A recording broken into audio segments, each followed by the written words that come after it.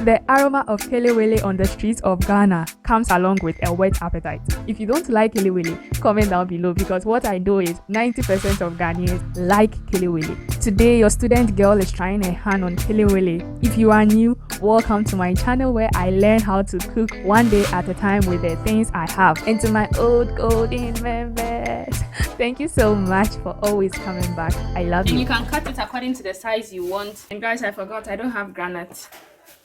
I've chewed all my groundnuts. I'll have to go and buy some for this particular recipe.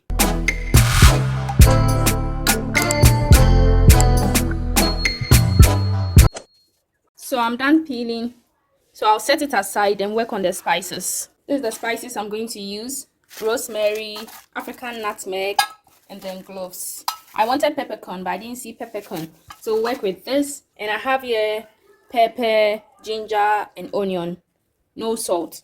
I'm here to put salt. So this is basically what I'm putting on the plantain. So let's crush the spices with our mortar. I'm going to add this quantity: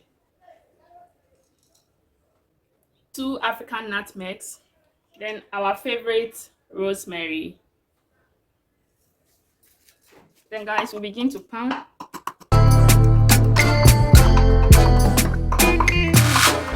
I'm done. I've finished grinding it. I don't know if you can see it very clearly. Yes, it's not smooth, but I think it's okay.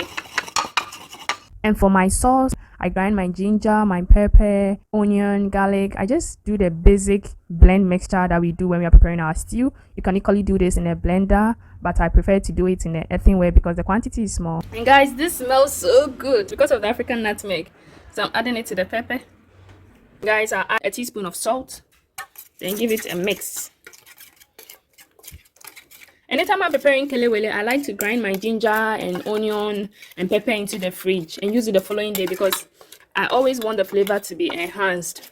And I've observed that when you leave food for the following day, the flavors are enhanced. So I grinded this yesterday. That's why I'm doing the spices separately. So all I need to do from this stage is basically add it to my plantains. I've divided the plantains into 2 so that the spices can get in there. I think there's some here.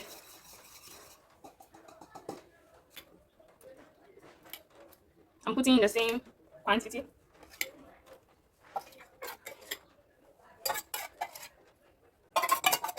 And guys, this is going to be hot, very hot, because your girl likes her pepper.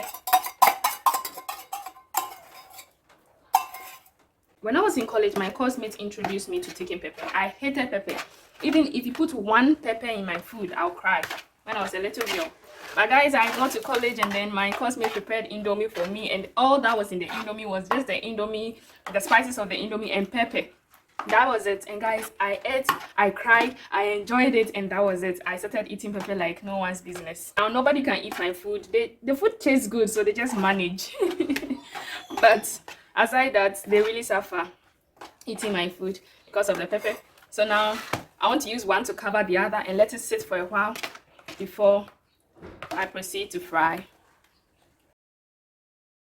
Can you see this? So guys, our fire is ready for the kelewele. We are going to use leftover oil from frying our plantain chips. Then we'll add a little more. And then we'll use this.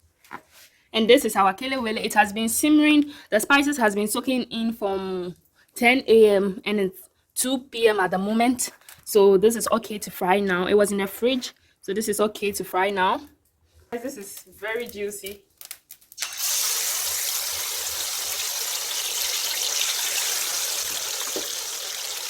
For those of you who do not know, fried plantains are eaten wherever plantains are grown in West Africa, East Africa, Central America, South America, Caribbean, Southeast Asia, Indonesia. And also, did you know that Cote d'Ivoire call it aloko? Burkina Faso also calls it aloko. Pardon me if I'm not mentioning it right. Dodo, that's the Nigerians, they call it dodo. And Cameroonians call it mekembe. Congolese call it mekembe.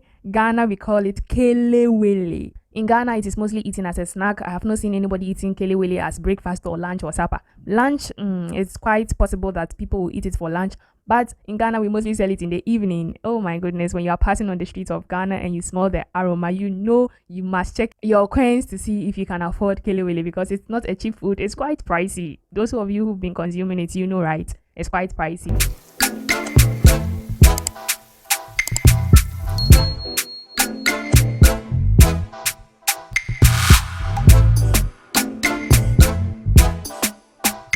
I think it's ready. Look at this beauty.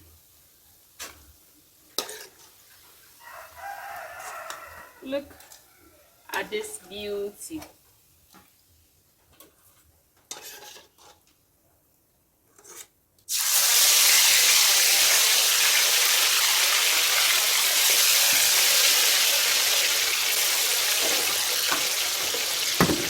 So guys, our kelewele is ready. Unfortunately, I don't have groundnut. I thought I had groundnut, but when I went to check the cabinet, the groundnut is finished. Yeah. And I'm not in a good state to go and buy groundnut to garnish this thing.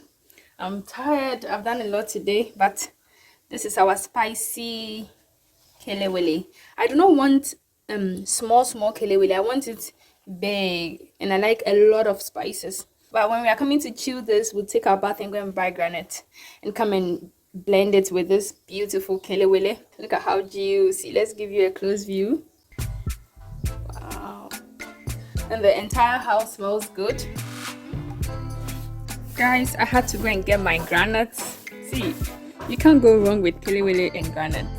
It just doesn't complement it if you don't have groundnut. This just complements it perfect. As you can see, my groundnut in there. Sorry I didn't video it whilst I was frying it in the oil. Comment down below, did your students cook too well? I am learning. I'm always learning. I'm not a professional at cooking. This channel was necessarily built to improve my cooking skills. So feel free to comment whatever you want to educate me on, whatever you want to enlighten me on. I am listening, I am watching, I am observing, and I'm going to improve. So if you want to see me improve in my cooking game, don't forget to hit the like button, don't forget to share to friends and family, and don't forget to subscribe to join your students cook on Agment TV. So golden, that is it for today's video. It's Christmas time. Be vigilant on the streets and be prayerful in your heart. I love you, and until next time, stay blessed.